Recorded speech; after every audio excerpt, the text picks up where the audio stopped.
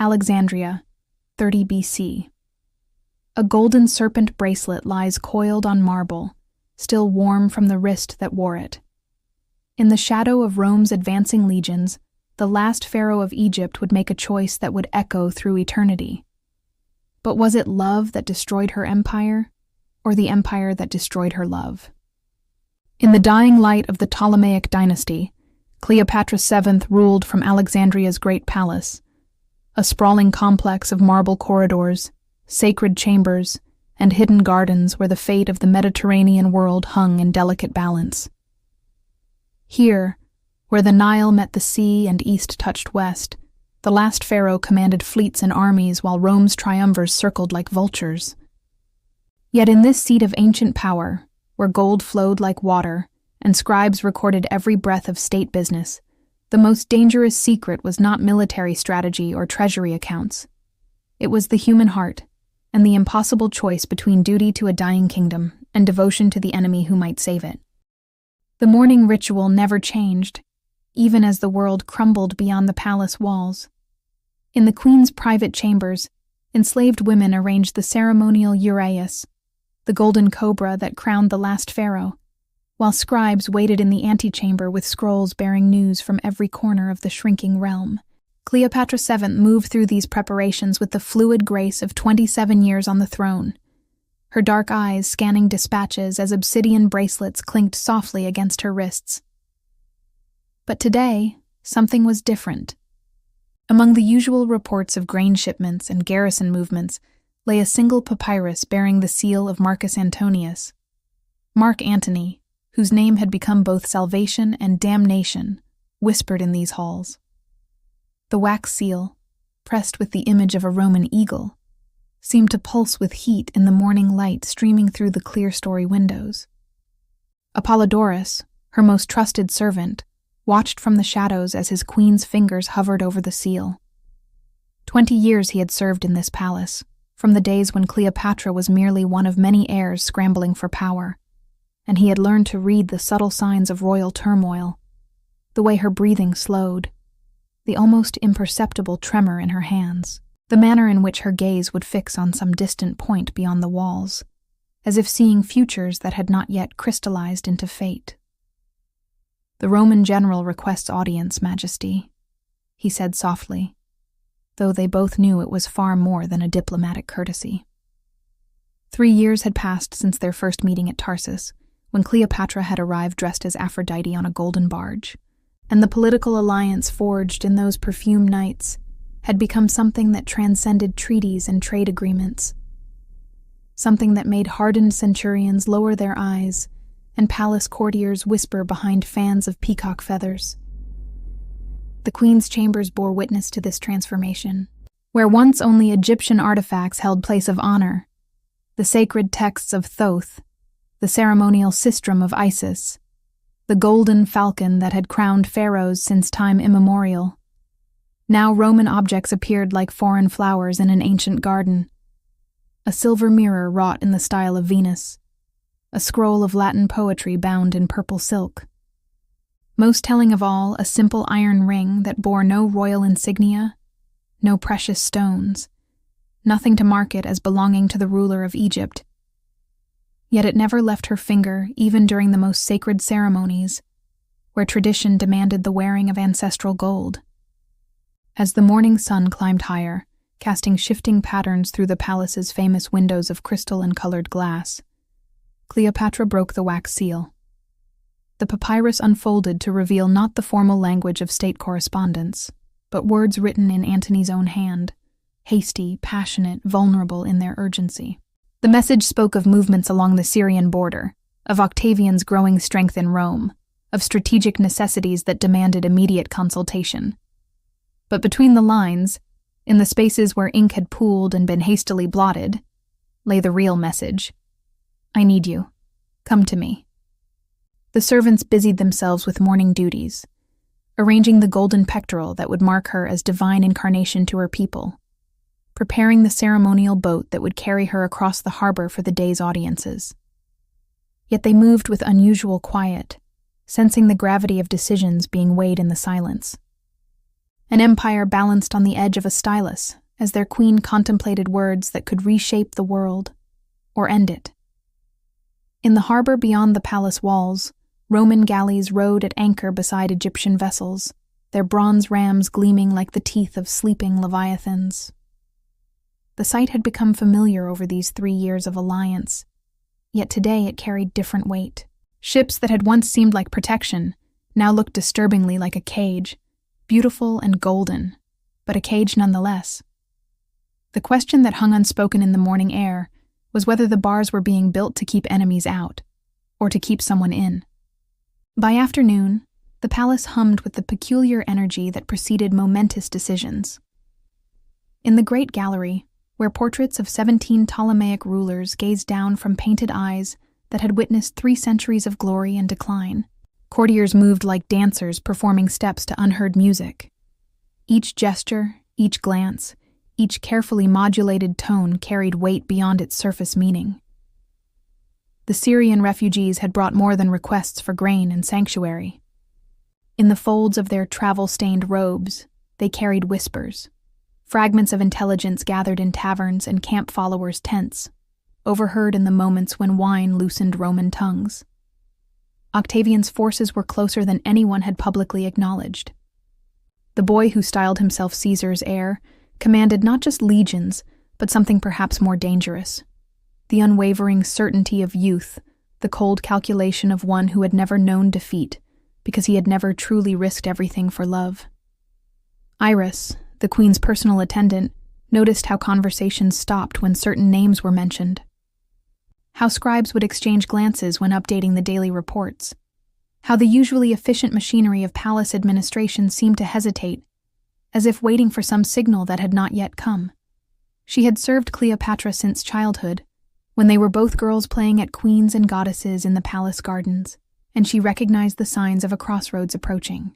In the afternoon heat, when the marble floors grew warm beneath sandaled feet, and the scent of jasmine drifted through the corridors, a curious tableau unfolded. The queen walked the gallery of ancestors alone, pausing before each portrait, as if seeking counsel from the dead. Here was Ptolemy I, the general who had claimed Egypt after Alexander's death. There, Cleopatra IV, who had navigated the dangerous waters between Egypt and Syria 2 centuries past. Each face seemed to ask the same question. What price are you willing to pay for power? What sacrifice will you make to preserve what has been entrusted to you? The answer came not in words, but in gesture.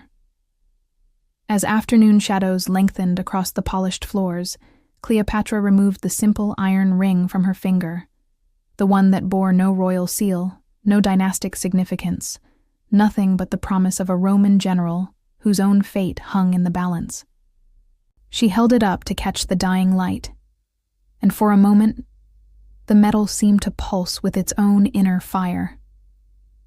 A young scribe, barely 16 and new to palace service, witnessed this moment from the shadows of a doorway.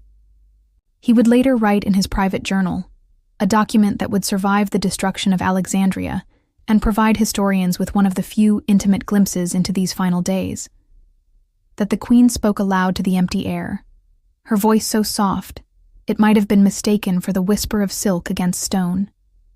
Isis, protect me. I have forgotten how to choose between love and duty. Or perhaps I have learned too well that they are the same thing. The messenger arrived as the sun began its descent toward the western desert. A Roman cavalryman, dust-stained and urgent, bearing sealed orders that would require immediate response. The palace guard escorted him through the evening crowds in the outer courtyards, merchants packing their wares, children chasing sacred ibises among the lotus pools, enslaved workers lighting the great bronze braziers that would illuminate the night ceremonies. Life continuing in its ancient rhythms, oblivious to the fact that the woman who embodied their civilization was about to make a choice that would either preserve or end their world. The message, when broken open in the privacy of the queen's study, contained no poetry, no personal endearments. Only stark military intelligence and a request that could not be refused. Octavian's advance had accelerated. The final confrontation was no longer months away, but weeks, perhaps days. Strategic planning required immediate consultation between the Allied commanders. A ship would be waiting at the private harbor before dawn. As night fell over Alexandria, the great lighthouse sent its beams sweeping across waters that reflected stars and torches in equal measure. Cleopatra stood at her window overlooking the harbor. The iron ring had found its way back to her finger, but now it seemed heavier, as if the weight of 2 empires had settled into its simple band. In the courtyard below, she could see Apollodorus directing the quiet preparations that would mark another turning of the wheel. Travel chests being loaded, guards receiving hushed instructions, a small galley being made ready for a journey that might be the last she would ever take as Queen of Egypt. The Pharos light swept its beam across dark waters as Cleopatra's galley cut silently through the harbor swells, guided by oarsmen who had made this journey countless times, but never under circumstances quite like these. The queen traveled not with the usual retinue of trumpeters and banner-bearers, but in the shadowed secrecy reserved for the most delicate of diplomatic missions. Only her most trusted companions accompanied her. Iris, whose steady presence had anchored every crisis of the past decade. Charmian, the sharp-minded treasurer who understood the mathematics of empire as well as any Roman senator. And Apollodorus, whose network of contacts stretched from the docks of Alexandria to the hill towns of Syria. The rendezvous point lay on a small island in the eastern harbor, where a villa that had once hosted trade negotiations now served purposes far more intimate and infinitely more dangerous. Roman torches flickered through the palm groves as the Egyptian galley approached, and in their wavering light, familiar silhouettes moved with the careful precision of soldiers who had learned that survival depended on assuming every shadow might conceal an enemy. Mark Antony waited in the villa's central courtyard, where a fountain played its ancient song among night-blooming flowers that filled the air with scents of jasmine and myrrh.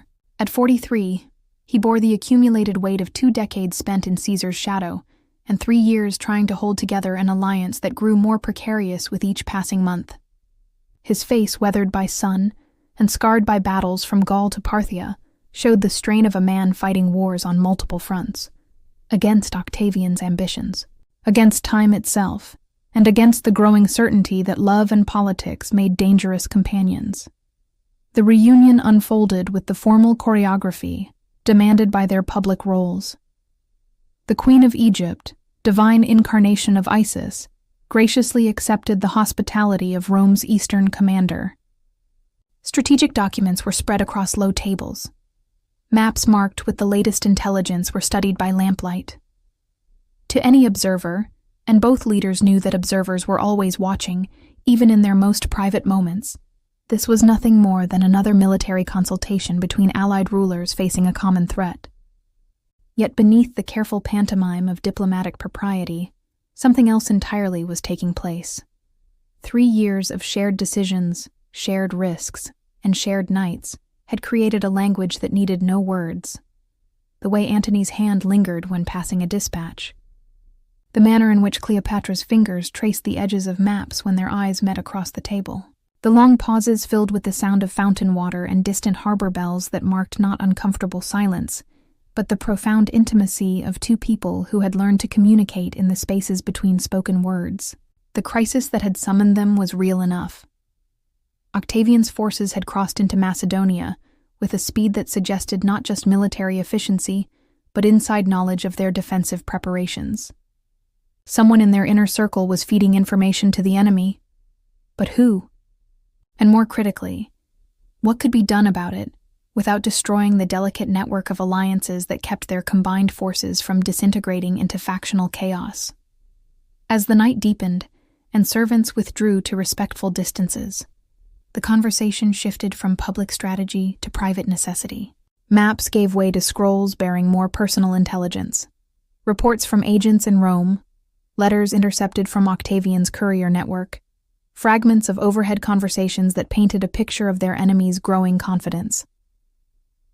The young Caesar's heir was not simply planning military victory, he was preparing for the complete elimination of his rivals, a cleansing that would leave no room for the kind of power-sharing that had defined Roman politics since the Republic's earliest days.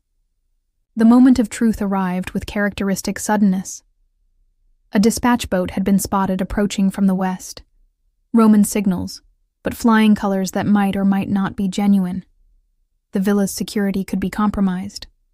Decisions needed to be made immediately about the continuation of their meeting, about the next phase of military preparations, about a dozen different contingencies that would cascade into consequences neither could fully predict.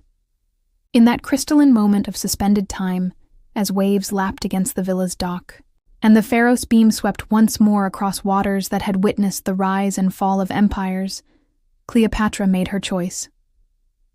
Not with words, but with the simple gesture of placing her hand, the one bearing that plain iron ring, over Antony's as he reached for the signal lamp that would summon their guards. "Let them come," she said quietly, her voice carrying the absolute authority of 17 pharaohs, but softened by something infinitely more personal. "We face this together, whatever comes." The signal fires would burn until dawn, but by then the die had already been cast, not by armies or senators or the movement of fleets, but by two people who had discovered that some choices transcend politics, transcend empires, transcend even the survival instincts that had carried them both through decades of palace intrigue and battlefield chaos. As the false dawn began to pale the eastern sky, they sat among scattered maps and cooling wine, planning what might well be the final campaign of the ancient world. The sun rose on a transformed world. By the time Cleopatra's galley returned to the great palace, news of the nocturnal meeting had somehow preceded her, a reminder that in the hothouse atmosphere of Alexandria, its court secrets had a way of sprouting wings and taking flight before their keepers had finished whispering them into existence. The palace corridors buzzed with the peculiar energy that accompanied scandal, though no one could quite articulate what exactly had been scandalous about a routine military consultation between allied commanders. The royal council convened in the Hall of Judgment, where for 3 centuries Ptolemaic rulers had weighed matters of state beneath ceiling frescoes depicting the weighing of hearts in the afterlife, an appropriateness that was not lost on anyone present. The advisors who filed into their accustomed places represented every faction within the palace hierarchy. Native Egyptian priests whose families had served the pharaoh since the time of the pyramids, Alexandrian merchants whose wealth funded the kingdom's military adventures, Greek scholars whose libraries preserved the wisdom of the ancient world, and a handful of Roman observers whose ostensible role as military liaisons fooled no one. Demetrius the chronicler, whose role as official court historian had evolved into something closer to chief intelligence officer, presented the morning's intelligence with the measured cadence of a man who had survived 4 decades of palace intrigue by never revealing more than necessary. Octavian's forces were indeed advancing faster than anticipated. The intelligence network that had been feeding information to the enemy had been identified, partially. Steps were being taken to address the security breach, though the details of those steps would remain necessarily vague. What he did not mention, though everyone in the room understood it perfectly, was that the real question before them had nothing to do with troop movements or supply lines. The issue that hung unspoken in the air like incense smoke was simpler and infinitely more complex. Could Egypt's queen be trusted to place the kingdom's interests above her personal attachments? Could a ruler who had spent 3 years entwined in both political and romantic alliance with Rome's eastern commander make the kind of ruthless decisions that survival might demand? The answer came not in formal debate, but in the studied silences that followed certain statements, the careful way in which various counselors avoided meeting the queen's eyes, the manner in which conversations seemed to pivot around topics that remained perpetually unnamed. Apollodorus, standing in his accustomed place behind the throne, recognized the signs of a palace in the early stages of fracture. He had seen it before, in the chaotic years when Cleopatra first claimed power, and he knew how quickly whispered doubts could crystallize into open rebellion. The queen herself navigated these treacherous waters with the skill that had kept her on the throne through 2 decades of conspiracies, invasions, and family betrayals. She spoke with crisp authority about logistics and supply chains, demonstrated detailed knowledge of every fortress and harbor between Alexandria and Antioch, and displayed the kind of strategic thinking that reminded everyone why she had outlasted siblings, who had seemed better positioned to inherit their father's crown. Yet there was something different in her manner, a subtle intensity that suggested decisions had been made in the night hours, commitments undertaken that would reshape the political landscape in ways her counselors could only begin to imagine.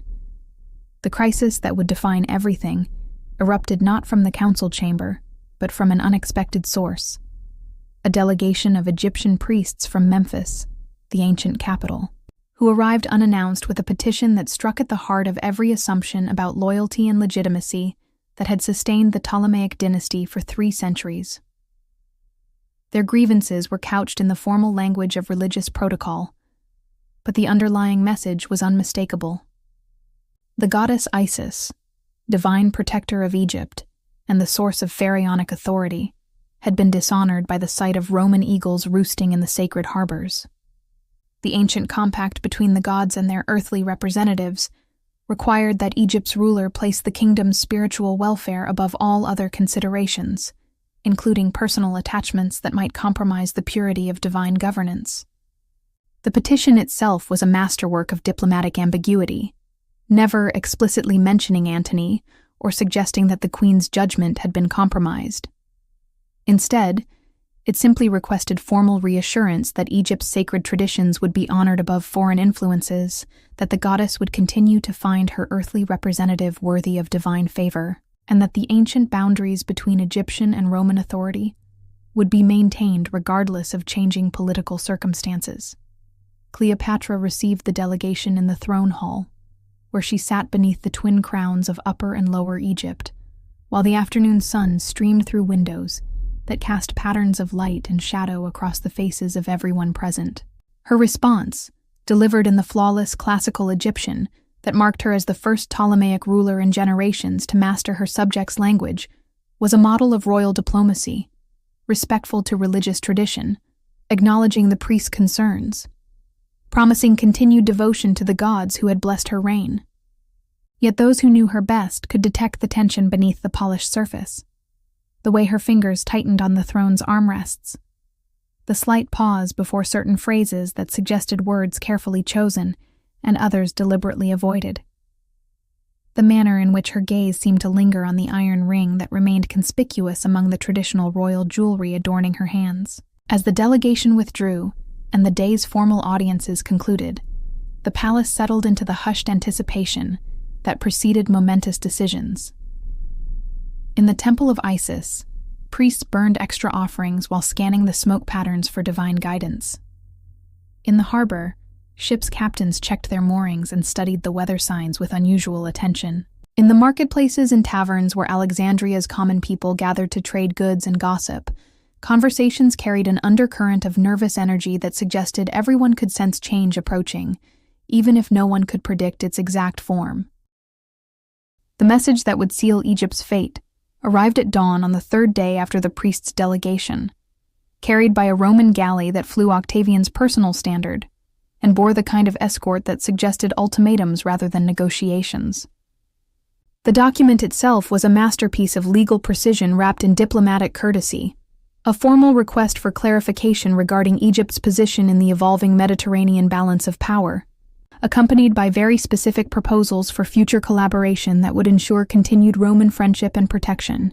Stripped of its bureaucratic language, the message was brutally simple: submit completely or face the consequences. Cleopatra could retain her throne and her kingdom, but only as a client ruler under Roman supervision. Antony could retain his eastern commands, but only after publicly renouncing any claims to independent authority and accepting integration into a unified Roman military structure. The alternative, left tactfully unspoken but clearly implied, was the kind of military intervention that had recently visited Greece and Asia Minor. The queen read Octavian's terms in the privacy of her study, where morning light filtering through crystal windows illuminated scrolls and tablets containing the accumulated wisdom of centuries. Here were the architectural plans for the Great Library, the agricultural surveys that had sustained Egypt's prosperity since the time of the pharaohs, the diplomatic correspondence that had preserved the kingdom's independence through 3 generations of Roman expansion. All of it now balanced on the edge of a decision that would either preserve Egypt as a shadow of its former self, or risk everything on one final throw of the dice. The iron ring felt heavier than usual as she traced its simple band with trembling fingers. In the harbor beyond her windows, she could see Antony's flagship riding at anchor, its bronze ram gleaming like a promise of protection that might or might not survive the storm approaching from the west. For 3 years, she had believed that love and politics could coexist, that personal devotion could strengthen rather than weaken the strategic alliance that kept Egypt free. Now she faced the possibility that her greatest strength had become her greatest vulnerability. The decision, when it came, arrived not through careful deliberation, but as a moment of absolute clarity that cut through weeks of doubt and political calculation. Standing in the doorway of her study was Caesarion, her son by Julius Caesar, now 16, and bearing the unmistakable features that marked him as heir to 2 of the world's greatest dynasties. His presence reminded her of everything at stake, everything that would be lost or preserved by the choice she made in the next few hours. "Mother," he said quietly, using the private tone reserved for moments when royal protocol gave way to simple human connection. "The ships are ready, but the decision must be yours." The ships. She had almost forgotten the contingency plans developed during those long nights of strategic planning, the evacuation routes mapped and provisioned against the day when Alexandria might no longer be safe. Everything was prepared. Treasure ships loaded with gold and artifacts that would preserve Egyptian culture even if the kingdom fell. Transport vessels equipped to carry the royal household and essential personnel to safety in India or Nubia. War galleys ready to fight their way through any Roman blockade that might attempt to trap them in the harbor. All that remained was the choice between survival and defiance, between preserving what could be saved and risking everything for the chance to preserve it all. The afternoon hours passed in a blur of final preparations disguised as routine palace business. Servants packed personal belongings without acknowledging what they were doing. Guards received new assignments that would position them for either defense or evacuation.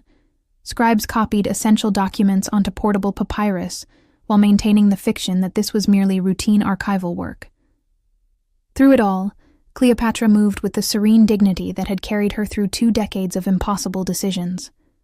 She received the usual stream of petitioners and ambassadors, signed the daily administrative documents that kept a kingdom functioning, and conducted the evening ritual that honored the gods who had blessed her reign. To any casual observer, this was simply another day in the life of a ruler managing the complex business of governance. Only those closest to her could detect the subtle signs of a woman saying goodbye. The way her hand lingered on favorite objects, the manner in which she seemed to memorize the view from each window, the long moments she spent in the Hall of Ancestors, standing before portraits of rulers who had faced similar crossroads and made their own impossible choices. As the sun began its descent toward the western desert, painting Alexandria's marble buildings in shades of gold and crimson that seemed to echo the colors of the dying Ptolemaic dynasty, Cleopatra made her final preparations. The iron ring slipped easily from her finger. It had worn smooth over 3 years of constant wearing, and she placed it carefully in a small cedar box that contained other mementos of a love that had reshaped the ancient world. The letter she wrote by lamplight was brief, containing no flowery rhetoric or elaborate justification. Simply a statement of choice, clearly expressed. Egypt would not submit to Roman vassalage. The kingdom that had survived Alexander's heirs, Roman expansion, and 3 centuries of political upheaval would face this final test, as it had faced all the others, with dignity intact and sovereignty uncompromised. As midnight approached, and the great lighthouse began its nightly sweep across waters that reflected stars and torches in equal measure, the last pharaoh of Egypt prepared to leave Alexandria forever, carrying with her the accumulated wisdom of 30 dynasties and the memory of a love that had proved both salvation and destruction. The ships waited in the harbor like patient ghosts, ready to bear away the remnants of a civilization that had taught the world to dream of immortality. 60 years after the last pharaoh's ships disappeared into the Mediterranean darkness, a Roman architect renovating the great palace's eastern wing discovered a sealed chamber that had been hidden behind false walls since the night of the evacuation. Inside, preserved by Alexandria's dry climate and the ingenious ventilation systems designed by ancient engineers, lay a collection of personal artifacts that provided historians with their most intimate glimpse into those final days. Among the treasures were scrolls containing Cleopatra's private correspondence, their papyrus still supple and their ink still dark after decades of storage. A golden serpent bracelet that matched descriptions from contemporary accounts. A small mirror of polished silver that bore the mark of Roman craftsmanship. And at the bottom of a cedar chest that had been sealed with beeswax and myrrh, an iron ring of utterly simple design, bearing no royal insignia or precious stones, nothing to mark it as belonging to anyone more significant than a common soldier or a merchant's daughter. The Roman historian who catalogued these discoveries noted the ring's presence in his official report, but drew no conclusions about its significance.